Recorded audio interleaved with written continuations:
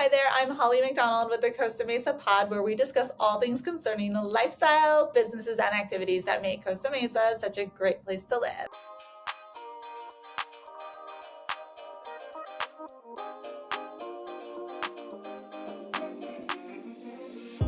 Today I have the Matt Stahl. He is a lending expert with so many years of experience, not to make you sound old or anything, but you have been in this field for a long time.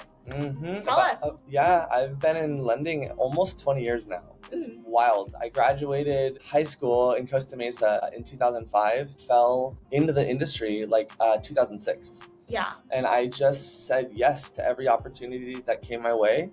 And almost 20 years later, here I am. Were you really good at math? No. It's so funny. I tell people I didn't get into the industry to do math. Okay. I got into it to talk with people and help solve their problems. That's what I enjoy doing. Yeah. The math piece was just something I had to learn and put up with. And so now that kind of math I can do, but don't ask me to do algebra.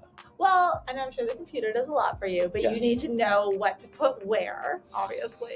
Yeah, the more technical side is actually more of an engineering brain than it is a math brain, which is probably something that a lot of people don't know. A good lender, we have to balance a lot of characteristics that make you. So like you on paper, you are a credit score, you are an income, you're a type of income, like how you earn your income, you are a US citizen or you're not, you have a job history that's solid or maybe you don't, and that list goes on. Yep. And I have to balance all of those characteristics along with some numbers, and I need to make sure that I'm pairing you with like the best program that meets your needs and will actually get you into a house. So it's more of a technical brain of balancing all those things. Yeah. Well, and so I think an important distinction to make is that you are a mortgage broker, which let's just go really basic here. Yeah. What's the difference between like a mortgage broker and a direct lender? Okay, that's a great one. So I'm going to use a food analogy. If you go to a direct lender, you are walking into a Burger King and you are ordering off the Burger King menu, and you cannot order anything else than the Burger King menu. When you work with a mortgage broker, I work for you. I don't work for a lender. I partner with boutique lenders across the US that are small, nimble, and they sell their money at wholesale rates. So I can go shop 100 menus instead of one menu. And then I have all the niche products that are available to finance real estate with that you don't hear about unless you work with a specialist. So that's a little bit about what a broker will do. So I'll go shopping the market for you. I'm like your personal shopper in the mortgage space, but then I'll also make sure that your application's structured the right way. And then we, balance some other things like financial goals and that kind of stuff too. So yeah. Well, yeah, kind of like a realtor too. People come and they work with us, but we're not just showing them only our own listings. If we did that, we have access to all of the listings and then some. That's right. So that makes a lot of sense. I think that's a good way to break it down. And yes, it does. If you go to one person, you may not have as many options. So you are like the chef that just knows all of the different ingredients that are out there, right? That's right. Yeah. And another way I would put it too would be like, if you are going to be flying in a plane, are you going to want a pilot who's been doing it for 20 years or for 2 or for 1.5? Because in real estate, as you know, there's a lot of moving parts and a lot of things change and it's fluid and you got to be nimble and you got to be able to move because everything's on a timeline and people's money is at stake. So those are the things that I'm thinking about when we're going into every transaction is, are we going to get through it quickly? And what I'm always thinking 2 or 3 steps ahead. Yeah. I know where the fail points are in an application and in the transaction. So I'm already putting contingencies in place to make sure that if something happens, we're ready, we're prepared, we can continue moving forward. The plane doesn't go down, you know what I mean? Yeah. Mm-hmm. And the real estate industry, lenders, obviously, we're all together in the same pool. But sometimes real estate forms will change. And I'm sure you remember a few years ago when loan contingencies were extended to 21 days. Then they went back to 17 days. And you need to be aware of all of that so that we can keep the contracts in play. Well, yeah, so you bring up contingencies, and that's one way that I'm helping my realtor partners and my clients be more competitive today in the market, because the more you can give to the seller on a contingency aspect of you shorten yours as the buyer, the more skin in the game you have as the buyer, the more the seller's going to want your offer over someone else's. Yeah, less risk. Right, exactly. Less risk for the seller, and we're competitive right now. So those are the things that I'm thinking about too, is how can we get through quickly but safely as well, right? Because that's the number one thing is like earnest money. That's a pot of money. Yeah, you go to work for that money, you saved it. I want to protect it. We all want to protect the earnest money, Yeah. definitely. So, okay, so 2006, you're kind of into the industry, and then we hit, let's say, 2008. Everybody remembers what happened then. So, what happened with you and what you were doing at that time? Thank you for asking that question, because that was a transition point in my life for me. I started in the industry making mortgages, and when the crash happened of '08, I got an offer from the company I was working for. Our block mortgage used to make mortgages. That company was bought by another company, whatever. They made me a job offer to go and start working with the people that were falling behind on their payments. So in the crash of '08, a lot of people lost their jobs, and a lot of companies were just laying people off left and right. And it caused a lot of people to miss their mortgage payments. And then that starts a really bad cascade of events that cause people to eventually lose their homes. And so I was hard at work trying to help those people, as many as I could. And I worked in that world of helping people try and avoid foreclosure at all costs. I worked in that world in some form or facet for the next almost 12 years of my career. Wow, so all the way up to almost 2020. Yeah, so it was in 2020 when I decided to go back into the side that makes mortgages, because I felt like I'd done what I needed to do in that side, and I was ready for more challenges at the time. So, well, I didn't even realize people were still working in that space up until 2020. I mean, I guess people are still probably working in it now, but it's less talked about. People, no matter where the economy is, people will always run into hardships. People will always miss payments on their home loans for one reason or another. There's a department inside every mortgage servicer that's there to support you if you fall behind. And so there's always going to be a space for that. It's just, it won't be hopefully as big. Totally. Oh yeah. I mean, that must have been really challenging to deal with all of that, and for all of the people as well to have to have gone through that. It gave me a very unique perspective on this industry. That's for sure. Because I've seen it from all sides now, from birthing mortgages like I do now, to helping the people who were behind and the people that unfortunately have lost their homes. And so my heart goes out to anybody who was ever affected by that, because I've personally spoken to thousands of people that have been affected by it in one way or another. And I don't take it lightly. I don't. I would imagine that having been a part of that world for so long, it would also help you to be extra cautious in qualifying people, like to kind of give them a heads up of, just have the rainy day fund, don't pour all of your resources into your down payment. What kind of guidance do you give people for that? Yeah, thank you. I can generally qualify people for more mortgage than they should actually take out. True.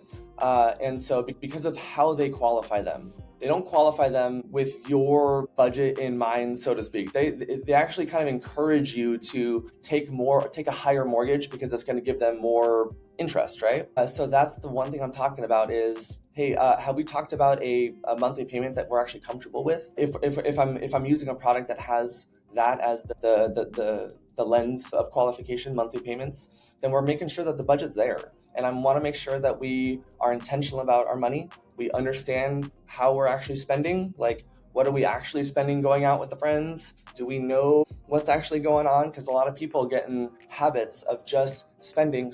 Money comes in, they just spend, and they don't actually look. They just kind of get used to their bank accounts being a certain average balance, and then they just kind of get used to that kind of spending. And I'm trying to just bring awareness now with people. You want to do that with my son? That would be great. Let's get him on the phone. I'm gonna come over and we'll talk to him. He's 4, but I think he'd listen to you. I love it. But yeah, I tell everybody, like, your house has to be a blessing, not a curse. The only way it's a blessing is if you can go to bed at night and not be stressed about money. Yeah. That's it. If you're stressed about money being in your home, it's not a blessing right now. And we got to find a way to make it a blessing.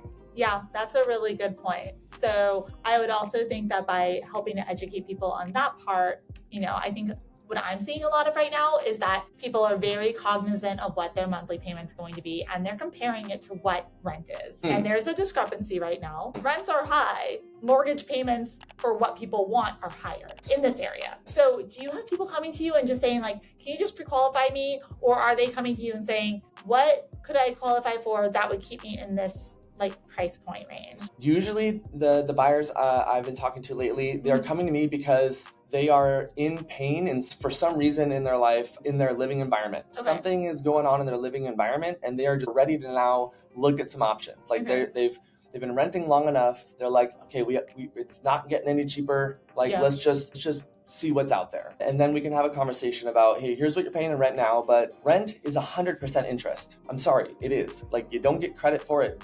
Love that reminder, yes. So it's two different lenses now. So rent is one thing, that's a housing cost, yes. But when you buy a home, it's gonna cost, generally it will cost more, but we have to be thinking a little bit longer because, and we gotta think a little bit broader. It's not just the payment that matters right now. Yes, we have to make sure we can make it, but advantages that you get as time goes on being a homeowner, like the interest deductions on your taxes, which is gonna give you a bigger tax return, which is going to give you more money in your bank account. But you don't realize that until the first 12 months of being in the house. So that's why we gotta zoom out a little bit, talk a little bit longer term, when we're Yeah, no, totally. I think like this time of year, a lot of people may be seeing on their tax returns, you get like that little summary sheet that says, this is what you could do. It's like, you should buy a house. Like you could use that deduction. Mm-hmm. So those are things to think about. I know a lot of I get those sheets. I don't always follow through on all the recommendations. That's right. But it's a good thing to rip out and take a look at and see like maybe this is something that I, next year could be benefiting from. So who do you specialize in? Who is Matt's ideal client that he can help? Good question. So I pride myself in being an expert in lending. There's definitely a group of people that I want to help the most right now. But before I talk about them, I will say if anyone is really, if their goal is to actually buy a home and they're serious to do it, if we work together, I'll find a way for it to happen. That's what I'll tell you. So, and if you need any type of loan on real estate, honestly, I can do reverse mortgages, any type of purchase. I specialize in helping with business owners. Business owners are such an underserved group of people. So I've got a whole suite of products for them. But really the people that I want to help the most right now would be anyone who is wanting to buy a home or they're in a home now and they want more out of their lives. They are sick of monthly payments in their life and they are sick of having to go to work and pay bills forever. If there's anyone who would like a way out of that world, then that's what I'm specializing in now because I have a tool that lets us do it. So anyone who's intentional with their numbers, if you care about the money you're making and you want to like maximize it, that's who I want to talk to. Why? So since we've been able to finance real estate, we've had one way to do it and only one way to do it. And that is with an amortized 30-year mortgage. And sure, you can get a 15-year mortgage or a 20, but it's all amortized. And nobody is ever taught to go look at what that means. Nobody knows what that means. And nobody sees what the numbers actually are. Like the chart we're talking about. The interest that you're actually paying on your home loan each month. Like when you go to work every day and you go earn that paycheck and it hits your bank account, like when it leaves your bank account, right? How much of those dollars just goes to a faceless organization in the amount of interest for 30 years, right? It's mostly interest at the beginning. It's like all interest. So for the first 10 years, it's almost all interest. By year 20 of your 30-year mortgage, this is depressing, I'm sorry. By year 20, you will still owe 50% of your home's balance.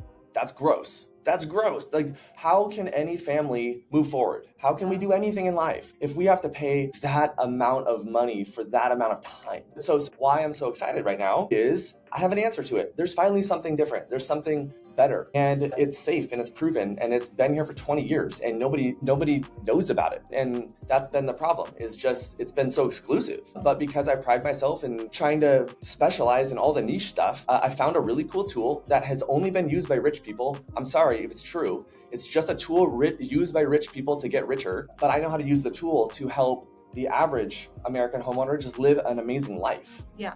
Because I'm just going to change how interest gets paid. That's it.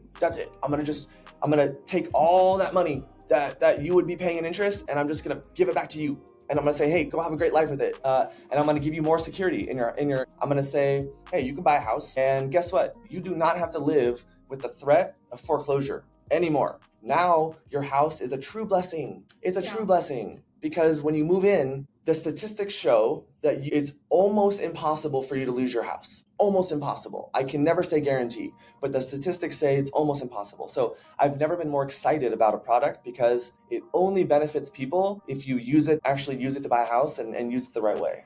So that makes me curious. Do you know what the statistics are for people that use like the, commonplace loans for potentially losing their house? Well, here's what I will say. 100% of the foreclosures that have ever happened in the United States have been on a 30-year fixed mortgage. On this product, in 20 years, there has not been one single foreclosure. And this product has been used for 20 years. Which means if this product was on your house during the crash of '08 and you had lost your house because of your 30-year fixed mortgage, you would still have your house today if this product was there, because it's designed to give you flexibility when life events happen. And so that's why this thing is so important to me, because it's the answer to solving most people's money problems. Yeah, well, and I guess I would assume that because you were so closely working with people that had problems for so long, that you see this as just like not the magic bullet, but basically it's the only option I've ever had that allows me to give somebody a better life living in their home as opposed to a 30-year fixed mortgage. So if this allows me to give somebody access, like our homes are worth an ungodly amount of money, right? Our homes in Orange County are worth a lot of money, and nobody's been able to access those equity dollars to just run your life, right? Like you have a house that's worth a lot of money. You should be able to use that money to support your life, to grow your life, to protect your family, but we haven't been able to. And so now we can. And with that comes a lot of opportunities for us. Yeah, no, that's a really good point. I think a lot of people do feel like, oh, cool, like I'm rich on paper, but that's it. Like, yes, exactly. So I want to tell people what this is on a broad spectrum, so they can understand what the heck is this thing. All right, so the 30-year fixed mortgage, that's all we've had, right? But in life, when we are able to combine things together, we can often make things a lot better. Your iPhone is a good example. Your iPhone is a combination of hardware and software, and it's a lot of different software that does a lot of cool stuff. What I'm doing here is I'm combining the home loan with now a bank account. Everyone knows how to use a bank account, so it's easy. Everyone knows how to operate a checking account.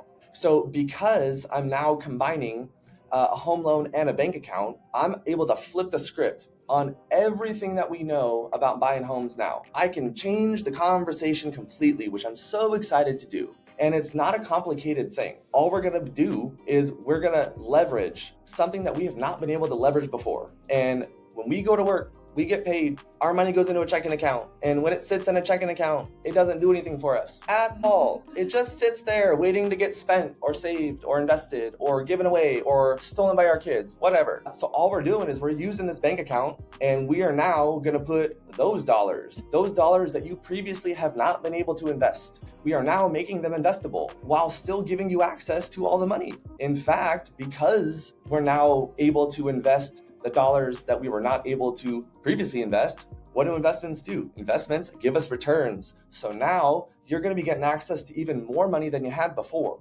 because we're going to be unlocking your home's equity, right? So because I'm combining a bank account and I'm combining your home, which is worth a lot of money, like it gives me a lot of options to do a lot of really cool things with money to really help people out here. So imagine, in a checking account, in 5 years, more people have money flow through their checking account than they do the entire principal balance on their home loan. So if we think about that, there's been so much untapped potential of just how do we leverage that money? And so now we can. So now we're gonna do something really smart. So we're doing rich people stuff now, guys, okay? So rich people do not spend their own money. No. Yeah, other people's money. Rich people are playing with other people's money as leverage, right? And then they're putting the money that they go to work for, they're putting it to work. And so that's what we're doing here. That's all we're doing. So we're doing a rich people thing, playing a money people game. Here's what we're gonna do. We're gonna say we're starting a brand new bank account. And now, what would be the fastest way for us to just pay down a home loan? Well, somebody makes money, right? What if we just deposit all of the money that they make right against their home loan balance? So they get a $10,000 check, their home loan balance goes down by $10,000. What? So it would normally take somebody a couple of years to pay their balance down by $10,000. It could be done now in a day, just because we're combining the bank account like we couldn't do before. Let's back up a second. Sure. You've got your bank account. I think we need to explain the part about the money ending up in the bank account from the house. Yeah, perfect. Okay, yeah, so your house is worth money. What we're gonna do is we're creating a brand new bank account, right? We're gonna pre-fill that bank account full of money for you. There you go. So what we're gonna say is, hey, we're opening a bank account in your name, and it's now the bank of you, Mr. Homeowner. You get the keys to the bank, and you get to spend your equity dollars on whatever you want. Like literally, if you were to ask me, can I spend my money on whatever it is? But the answer is yes. But you should be cautious. I was gonna say, but yes, but do it responsibly. Don't buy a jet. We are not doing that. This is our houses, right? So we're gonna be controlled in our spending. But because I'm pre-filling a bank account for you, and I'm saying all your spending needs for anything in life is taken care of with this bank account. So your money's solved. All in one place. So now your money is just handled all in one account. So what I'm really doing is I'm simplifying people's lives by finally giving somebody a money plan that is automated. You do not have to do anything in your life. In fact, your lifestyle is easier with this. It's easier and simpler, and it makes you more money. So who wouldn't want that, right? I know. So I'm making your money life easier. I'm actually making your lifestyle better, really. And so because we have this bank account now that we just set up for you,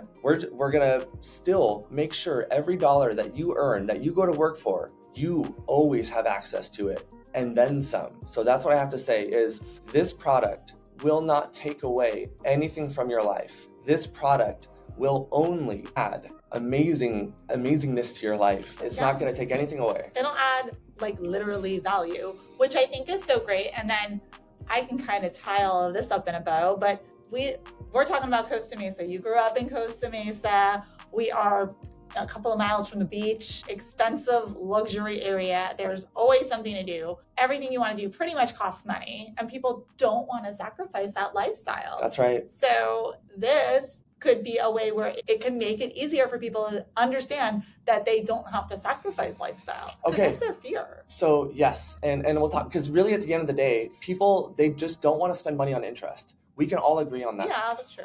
Right? So this product just costs way less in interest than any other home loan to ever exist. So if we think about that, well, now the lens in which we are shopping for our next home, it might change a little bit because we don't have to budget for so much in interest, right? So now it really allows us to maybe afford a nicer home and still live the same lifestyle, because so much of the money we're making, we get to keep, right? Lifestyle upgrade. So that's pretty cool. So then over the course of, is it a 30-year product? So this product is going to guarantee you a line of credit, which is your new bank account. You're guaranteed access to your home's equity dollars for 30 years. It does not shut off for 30 years. Can you turn it off? Can you pay it off?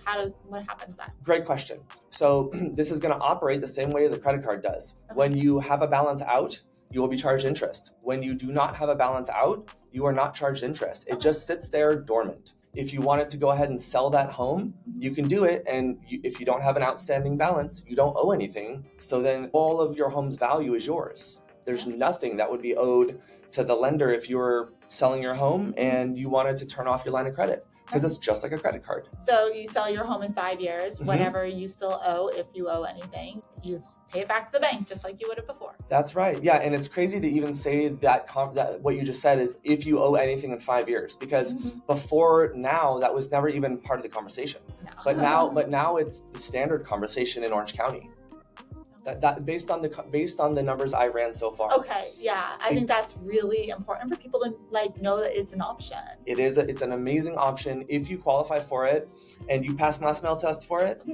Yes, this is my favorite option to buy a home with right now. Okay, that's cool. So definitely reach out to Matt, because he is special. He has been devoting his life to this for the last couple of months. So. I can just help a lot of people with it. I can solve people's money problems. Whose relationships won't be better? Whose families won't be better if I can just solve money problems for you, you know? Money problems are one of the biggest stressors. They're one of the biggest reasons, people have communication breakdowns, hide stuff. It's a Yes, and I can just like take that away for people, and that's what I'm so excited about. Yeah, that's amazing. So, well, thank you for that. So let's just wrap up just chatting a little bit about Costa Mesa. Yeah. So you grew up here. So what was it like growing up here? I don't know. I'm not from here. Oh, okay. So I started at College Park Elementary, and I loved growing up in Costa Mesa. I spent my entire childhood in Costa Mesa, and my roots are there. And I remember having an incredible childhood inside the Monticello townhomes. That's how we connected. Right? That's how we connected. The courtyard that I was in, there was a lot of kids that were the same age, so we all were kind of growing up together. Do you remember your address? 104 Yorktown Lane. Oh, okay. Of course. And then, well, so my grandfather also owned a place in there. So you were on the end. You were right by Vanguard. Yes. Okay. Yes. And then my grandfather owned 121 Lexington, which is the end unit closest to the pool. Okay, that's another 4-bedroom then. Yes. Sorry, I'm a stalker. You should be. I know my community. You should be. So I grew up in those two homes. My grandpa owned the Lexington. That's so cute. Oh, that's so nice. So you spent time at the pool and all of that. Oh my God. In fact, I used to have a chipped front tooth because of that pool. Because when I was 6 years old, I did a pencil dive backwards and I conked my tooth on it. Ouch. Ooh, yeah, that was not fun. And so I got that fixed when I was like 22 finally. But oh yeah, I had some jacked up teeth because of that pool. Oh my gosh. So did you like spend time at the beach? Like, what is the lifestyle? So for me, I was different because I'm a bit of a workaholic, I guess. And so I started working when I was like 14. So I was working at the Dairy Queen when I was still in school. But before that, so what do we like to do? I liked going down to Second Spin, which was the CD record store, and that was the used CD store.